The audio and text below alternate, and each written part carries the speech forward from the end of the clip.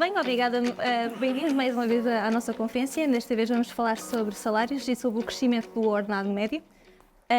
Connosco temos desta vez dois oradores. Temos Mário Jorge Machado, administrador da estamparia da Alberto e presidente da ATP, e Pedro Brinco, economista e professor da Nova SBE. Obrigada aos dois por terem aceitado o nosso convite para participar da nossa conferência.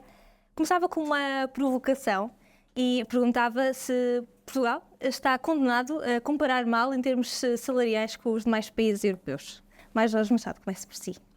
Bom dia, muito obrigado pelo convite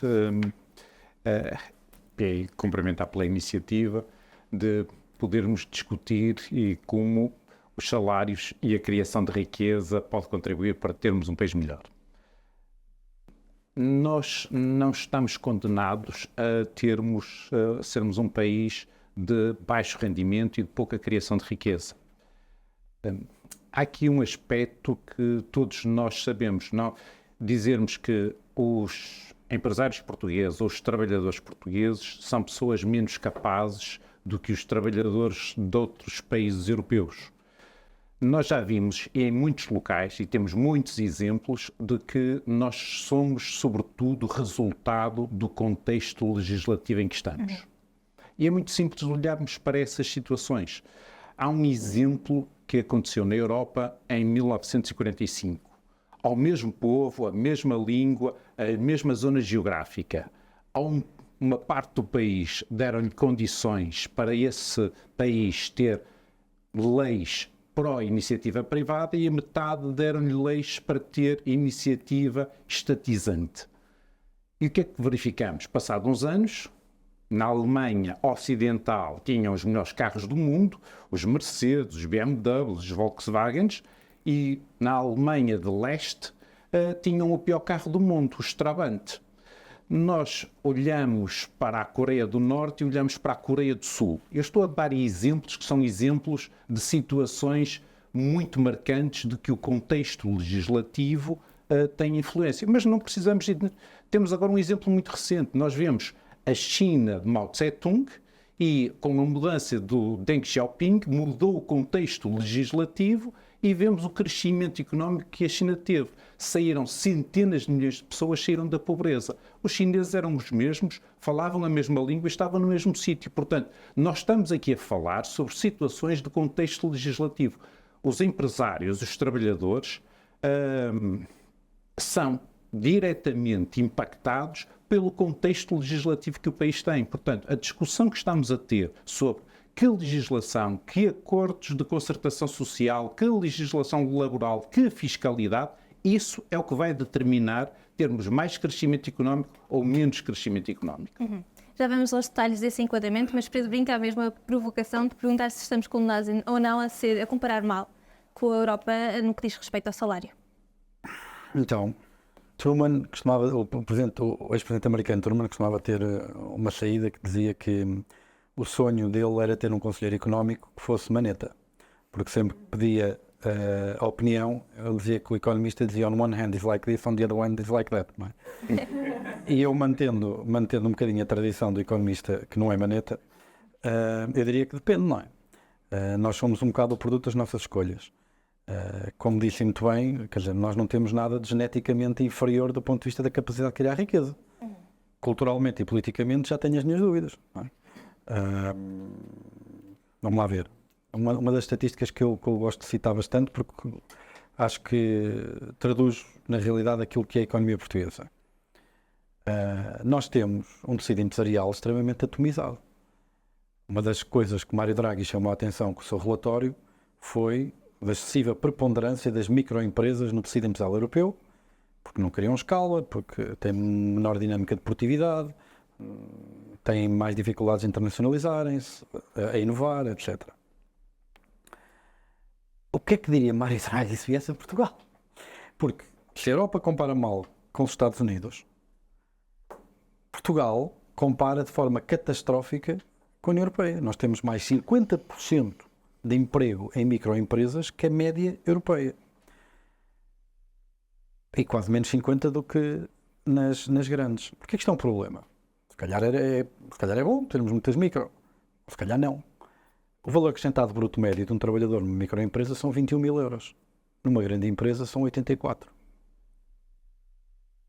Só mudar a demografia, só criar um ambiente económico em Portugal que permitisse, mantendo os mesmos valores acrescentados brutos, por tipologia de tamanho de empresa, mudar a composição da força de trabalho a favor de menos emprego em microempresas e mais emprego em grandes empresas, mais uma vez, tendo um ambiente económico que permitisse manter esses valores acrescentados que eu referi, nós neste momento que estamos 83% do PIB médio comunitário em paridade de poder de compra per capita, só isto metia-nos ao nível da Itália, com 96% ou 97% do PIB E como é que médio se fomenta comunitário. esse crescimento, nomeadamente em termos de fusão entre microempresas e pequenas Pronto, há toda esta legislação agora que se quer promover para facilitar a fusão, os M&As e o crescimento de escala, etc.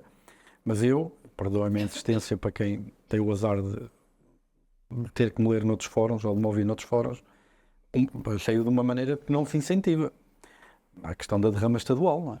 Ou seja, o que nós estamos a dizer ao mercado é ganhar escala não compensa. Temos um discurso muito populista sobre os milhões da distribuição, os milhões da banca, 260 milhões de lucros do milénio BCP. Quanto é que eu tenho que pagar para ir buscar esses 260 milhões de lucro? Qual é a capitalização bolsista do milénio? São quase 5 mil milhões, o que dá uma rentabilidade para aí de 6%.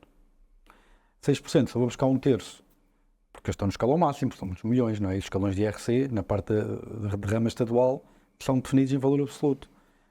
Vai um terço da rentabilidade embora, não é? Quase que mais vale investir em certificados da Forra do que assumir o risco de investir neste caso, num banco. Eu se tiver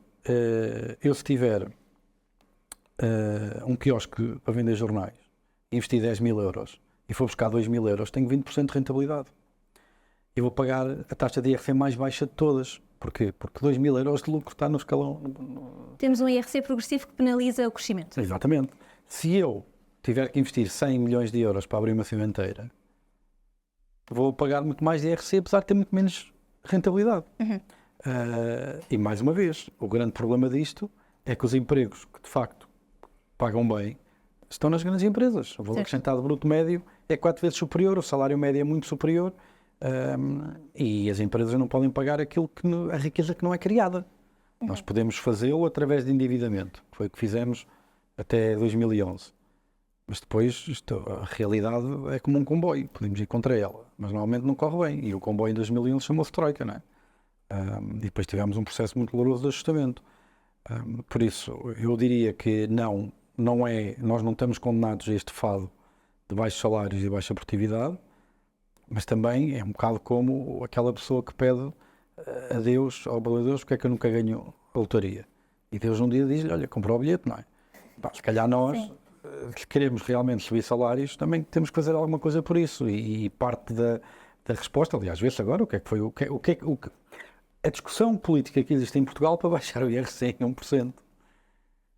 E com metade do espectro político a dizer que baixar o IRC que não traduz impacto na atividade económica. Quer dizer, então nós taxamos o uso de sacos plásticos para desincentivar o uso. Nós metemos impostos especiais sobre o consumo, sobre as bebidas alcoólicas para desincentivar o uso. Temos taxas de carbono para desincentivar o uso de combustíveis fósseis. Mas qual é o único sítio em que os impostos não fazem nada? Na criação de riqueza. Certo. Mas Jorge Machado, em relação a esta questão, referia o enquadramento. Estava a referir-se especificamente ao IRC e, por outro lado, como é que vê a redução que está em cima da mesa de 1 ponto percentual?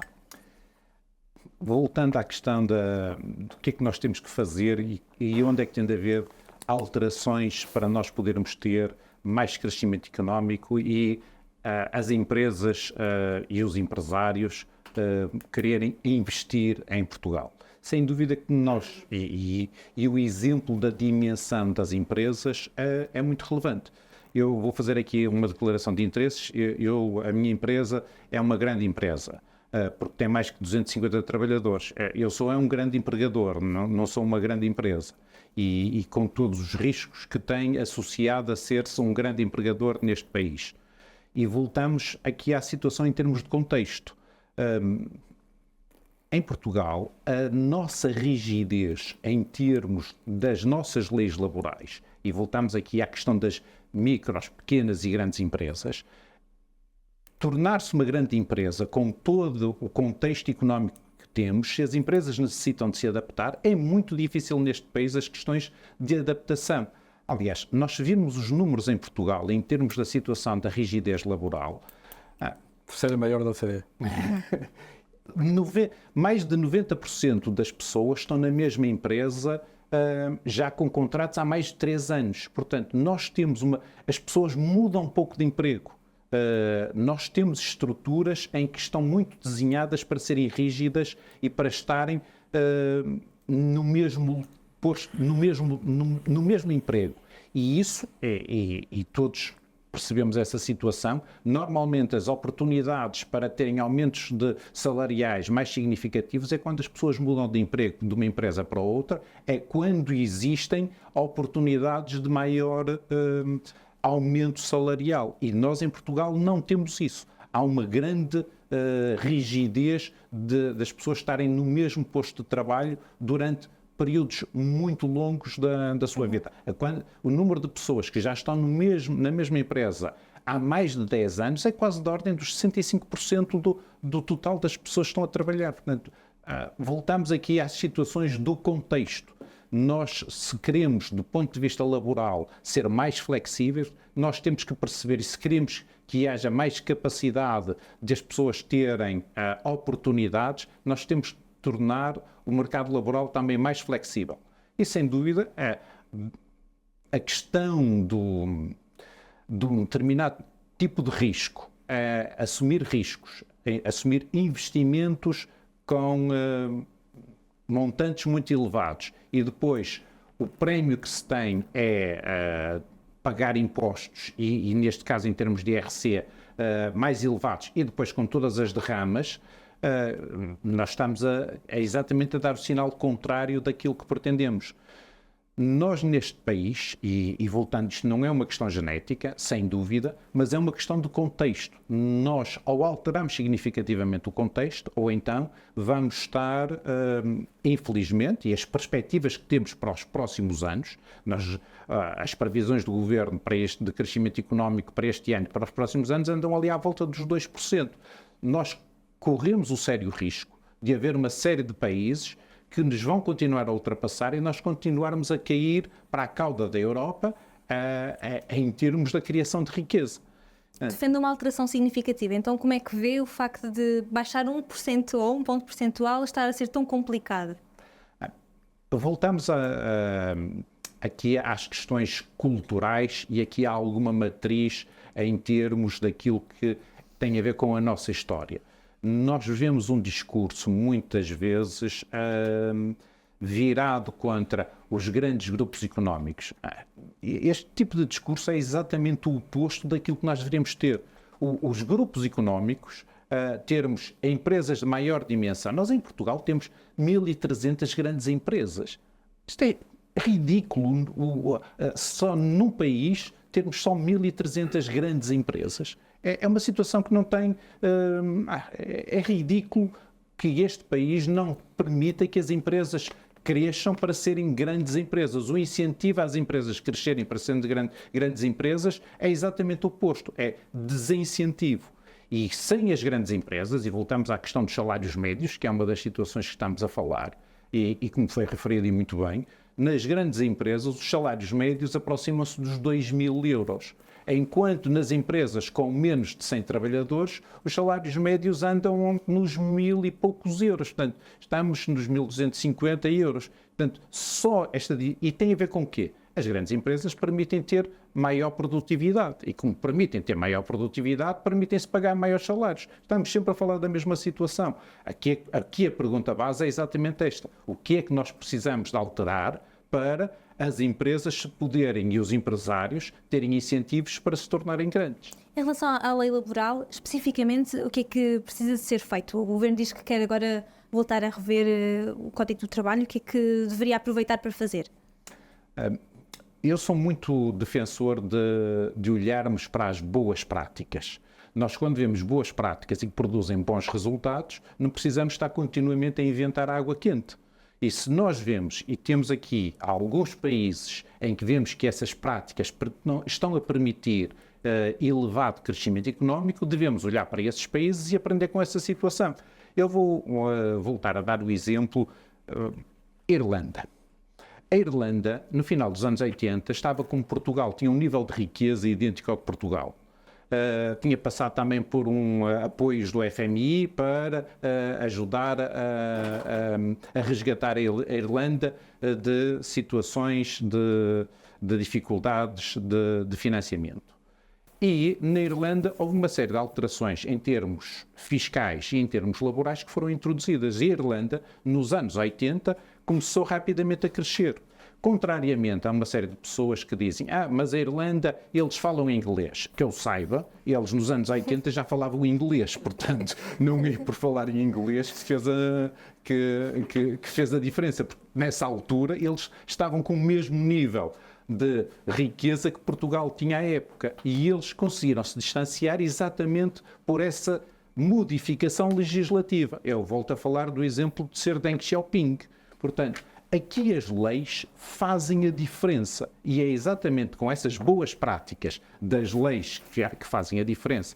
Nas questões laborais, o que é que nós precisávamos na nossa legislação laboral? Sem dúvida que precisávamos de um nível de flexibilização e de um nível, vamos lhe chamar a flexi-segurança, porque as pessoas têm de sair de um trabalho, mas também têm de ter apoio para quando saem desse trabalho ou ficam sem trabalho, mas se nós não fizermos isso, e eu não vou falar no exemplo da economia norte-americana, em que nós vemos, ao longo destes últimos anos, o crescimento económico dos Estados Unidos comparado com o crescimento económico europeu, eu não estou a falar de Portugal, estou a falar com o europeu, os Estados Unidos tiveram um crescimento quase 50% maior do que a Europa nestas 2 últimas décadas. Portanto, nós temos que olhar quer para a Europa, quer para nós e percebermos que realmente ou fazemos diferente, ou se com estas mesmas leis vamos esperar resultados diferentes, já todos sabemos que se não mudarmos nada, os resultados também não vão alterar.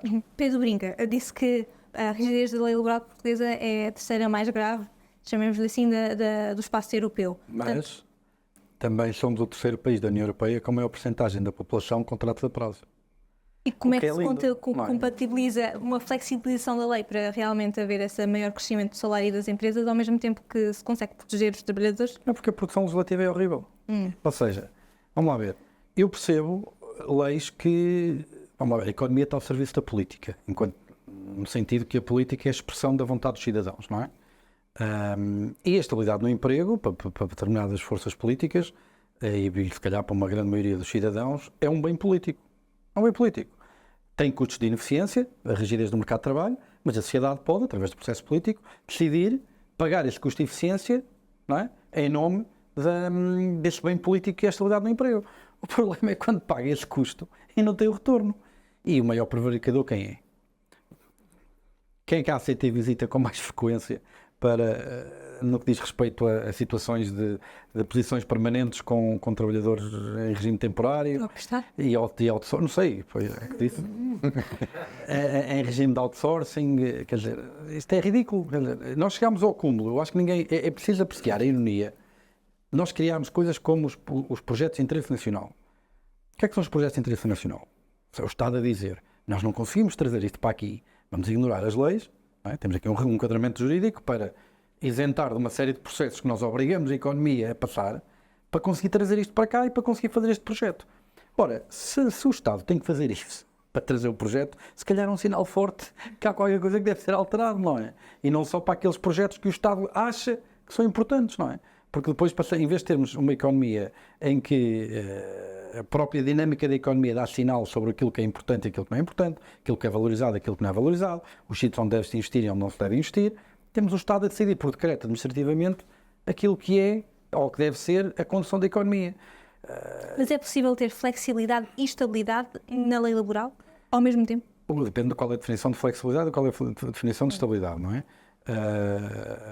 Vamos lá ver, nós estamos com mínimos históricos da taxa de desemprego. Não é? Na Europa é a mais baixa de sempre, na Europa em Portugal é uma das mais baixas de sempre. Se há altura em que se pode tentar realmente dar uma maior capacidade às pessoas e às empresas de melhorar o matching, não é? Porque muitas vezes as pessoas também estão agarradas a empregos que se calhar até gostavam de mudar, mas quer dizer, o mercado é tão rígido que elas sabem que sair dali não tem um mercado dinâmico sempre, não é? Conseguem arranjar facilmente emprego. Mas nesta altura, em que realmente a taxa de desemprego está tão baixa, se calhar é uma boa altura para pensar que se pode fazer alguma coisa nessa dimensão. A parte da legislação laboral, sem dúvida, nós temos um trabalho do Pedro Martins, que acho que fez parte deste ciclo de conferências, que no fim da década passada avaliou qual foi o impacto precisamente de proibir a contratação a prazo a empresas com mais de 250 trabalhadores. Essa legislação passou a estar em vigor, acho que aos 750 na altura, já nem sei. Acho que entretanto baixou para 850, mas a reforma que ele avaliou foi quando baixou para 750. E o que é que ele encontrou? Exatamente aquilo que nós descrevemos aqui antes.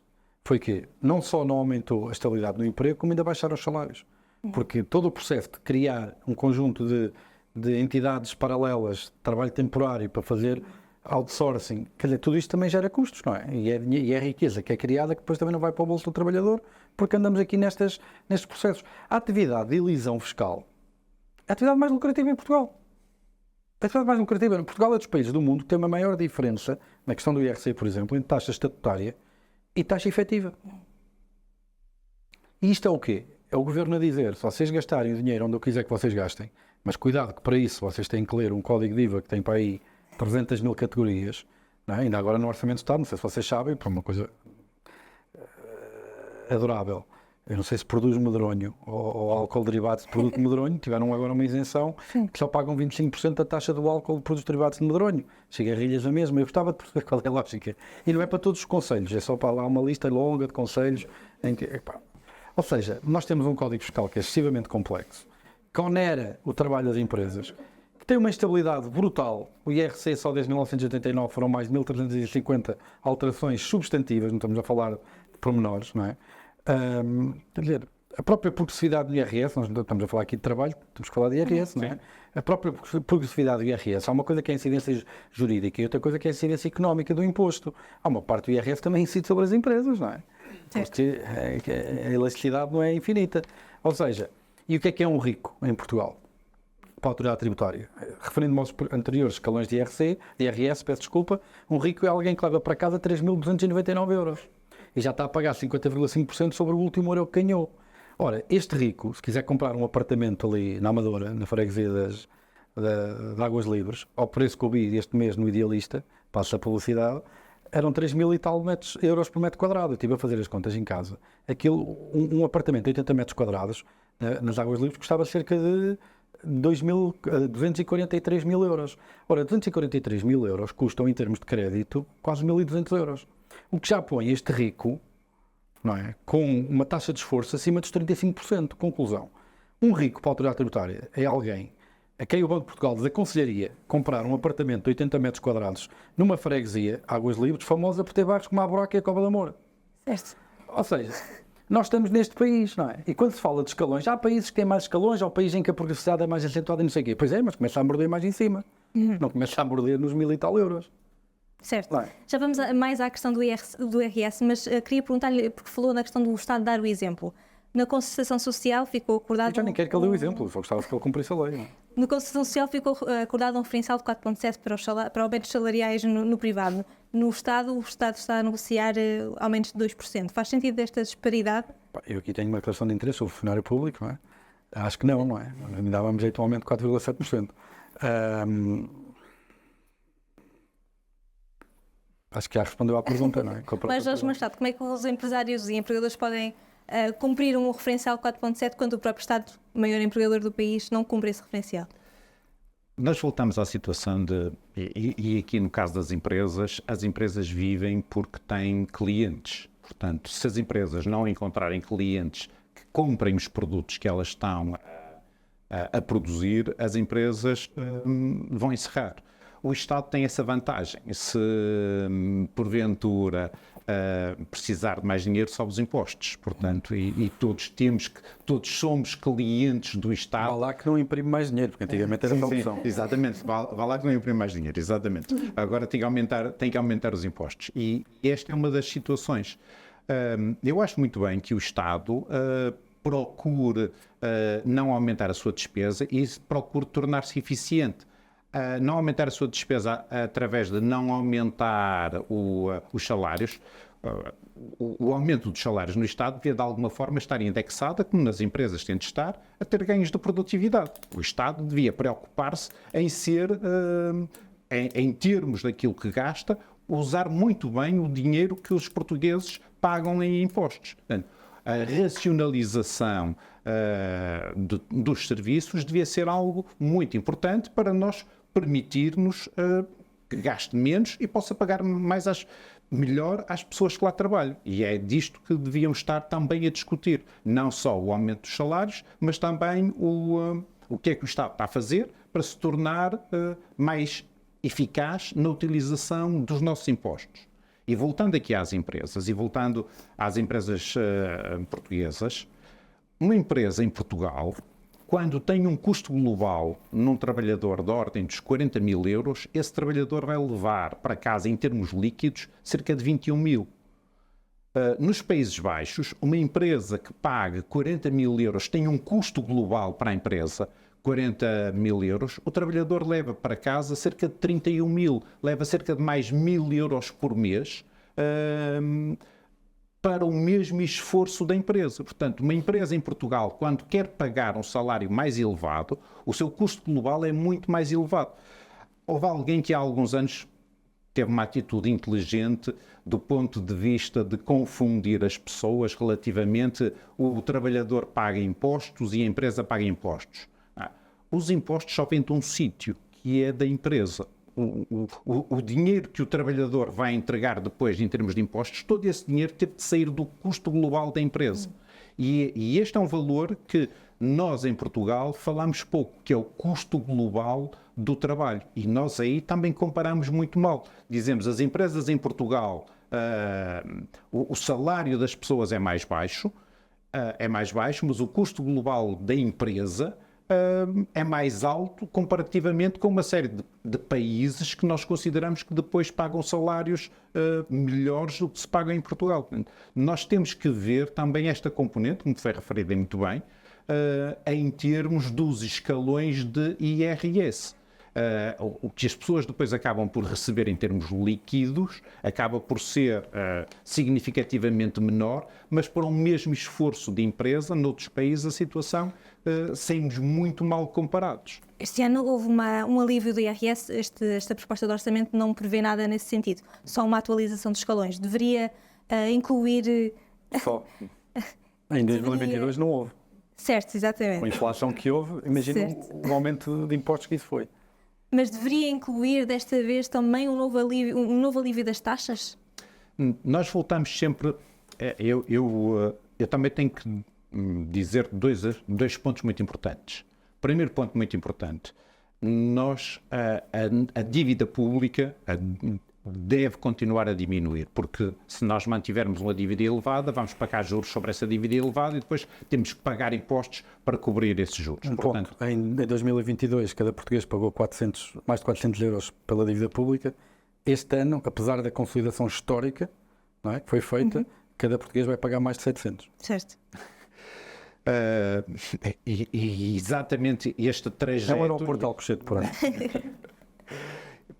Nós temos que fazer esta diminuição da dívida, por isso temos que pagar impostos. Mas voltamos, o cenário ideal para o qual devemos estar a trabalhar era para haver maior crescimento económico. Portanto, o nosso produto interno bruto devia crescer para podermos esse imposto ser menor, mas a receita total ser maior porque havia uma base maior de tributação. E é exatamente no aspecto que nós estávamos a falar. O que é que nós temos que fazer em Portugal para haver maior crescimento económico? E estamos aqui a falar exatamente de dois pontos basilares. Um tem a ver com os incentivos ao investimento, e nomeadamente aqui a parte do IRC tem um papel muito importante, e o outro tem a ver com o pagamento às pessoas e, em termos de IRS, permitir que as pessoas também tenham mais algum rendimento. E eu aqui vou falar de uma outra situação que tem a ver com o trabalho em termos de horas extraordinárias.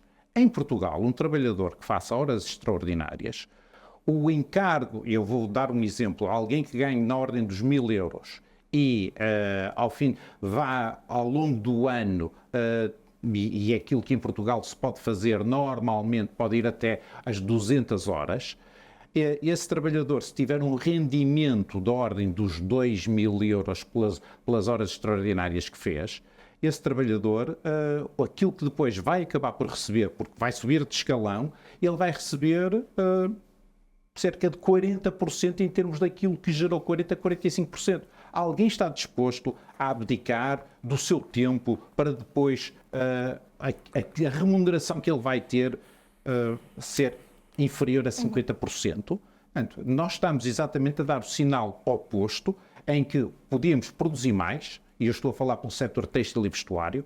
O setor têxtil e vestuário é um setor que exporta perto de 6.000 milhões de euros, portanto em termos de exportação, é um setor que em termos de volume de negócio anda nos 8.000 milhões, mas as exportações são perto de 6.000 milhões, é um setor que vive de exportar. Há situações em que nós podíamos exportar mais, mas as pessoas não estão disponíveis também para fazer mais trabalho.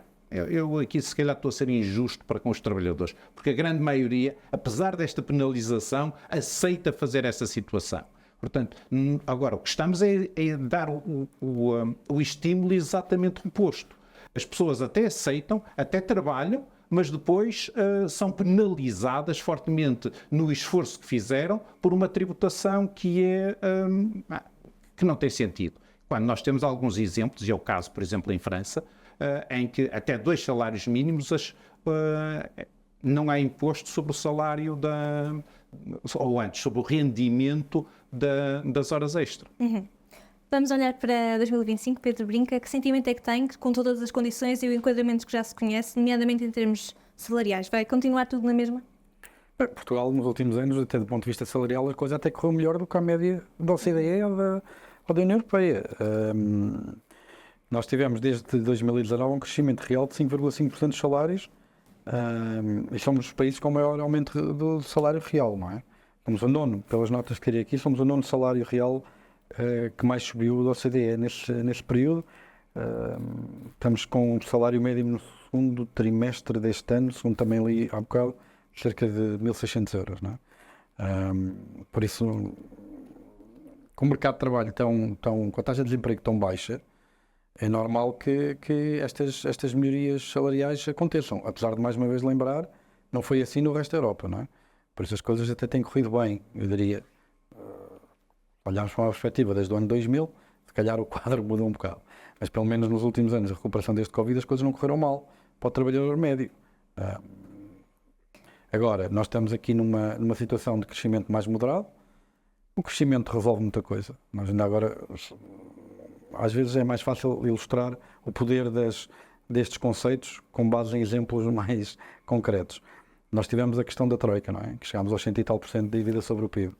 Se nós estivéssemos na mesma, passado pela mesma década de 2000, em vez de crescer a meio ponto percentual ao ano, tivéssemos crescido a 2,3, por exemplo, não está muito longe daquilo que está projetado para o ano que vem, quanto é que teria sido o rácio da dívida sobre o PIB, mantendo na mesma os aumentos da função pública do Guterres e do Sócrates, os estádios todos do euro, os autoestradas, tudo isso. Estando exatamente o mesmo, mas crescendo, em vez de meio ponto percentual, temos crescido a 2,3. O rácio da dívida sobre o PIB na altura que a Troika não teria vindo era de 66%.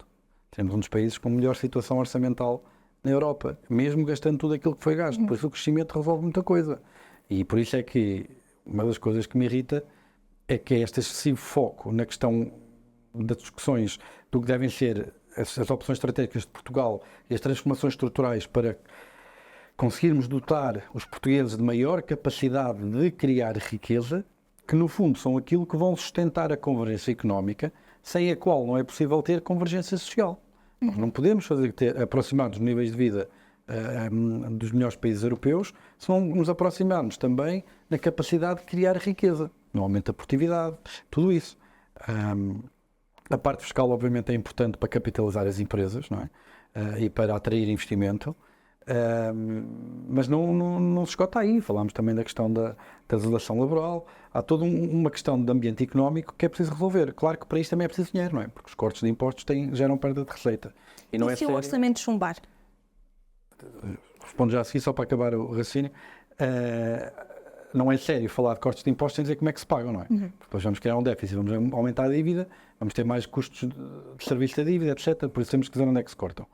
A função social do Estado é muito difícil de cortar. Nós estamos a falar de um país que, se não fosse a função redistributiva do Estado, nós teríamos uma taxa de risco de pobreza de 42% ou 43%, em vez dos 18% que temos, ou que tínhamos, porque isto já são dados para aí com 2 anos. O que é que sobra? Sobra a reforma do Estado. E o que nós conseguimos, e o que eu identifico, e acho que todas as pessoas que estão aqui nesta sala sempre têm que interagir com o Estado e identificam, são um conjunto de processos, já nem vou às pessoas, porque eu acho que há muita gente na função pública que adorava fazer melhor, ninguém gosta de fazer mal, não é? E até tinham capacidade e conhecimento da máquina para fazer melhor. Só que os processos e a legislação não deixam. Eu conseguia estar aqui 3 semanas sem parar, dia e noite, sem dormir, a dar exemplos anedóticos que nos punhamos todos a rir de processos que existem na função pública e que são puras destruições de valor. Destrói valor, é que nem sequer não impede que seja criado. Não destrói.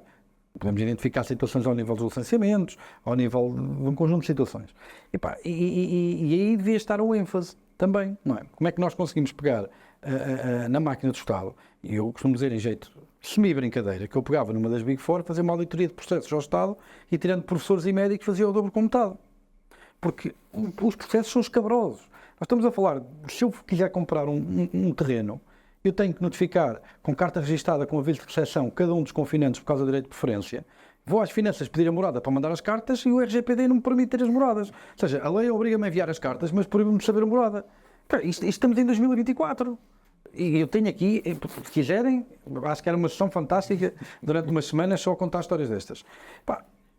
Nós não precisamos reinventar a roda, quer dizer, basta copiar aquilo que está bem, lembrar também cuidado com as políticas comparadas, porque nós, quando importamos as políticas, não estamos a importar os políticos, e é tão importante as ideias como quem as põe em prática. Eu acho que ter um barco para atravessar o Tejo é fantástico. Agora, se comprar o barco sem motor, se calhar não. Ou também acho que ter residências universitárias é fantástico. Mas se calhar, se eu fizer as residências na Anadia, que é aquele sítio cheio de universidades, se calhar não corre bem. Eu também acho que ter comboios de alta velocidade é extraordinário. Mas comprá-los sem ter as linhas preparadas para eles andarem, se calhar também não corre bem, não é? Ou seja, aumentar a qualidade, obviamente, da governança no setor público, aumentar os critérios de eficiência, tudo isso para conseguirmos, sem ter uma quebra da qualidade dos serviços prestados, porque obviamente há muitos serviços públicos, a maior parte são muito importantes e essenciais para a qualidade de vida das pessoas, sem pôr em causa isso, a única maneira é aumentar a eficiência do Estado. E eu desafio qualquer pessoa a dar-me um exemplo de evidência anedótica que seja, que não há ganhos de eficiência a ter.